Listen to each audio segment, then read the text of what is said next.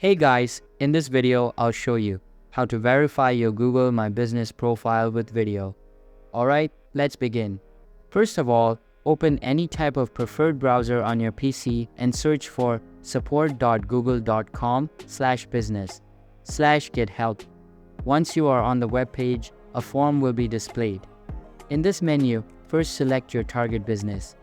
In my case, I don't have any business that is not verified, so I will select the one that is verified to show you the whole process.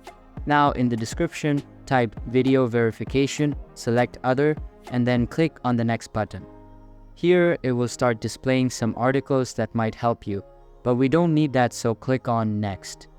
Here, click on the email button and it will catch your email address automatically. From this drop-down menu, select My Business is Not Verified and then click on the Check Your Verification button. Now, you will be redirected to this web page. Here, confirm your email address and then click on the Profile Not Found embed. Once done, open this menu, choose Yes, and then click on this embed. After that, you will be sent to this page where you will be asked to enter all of the required credentials. Start by your name and make sure to check mark this statement. Once you've done that, click on I own this business and then continue to fill this form completely.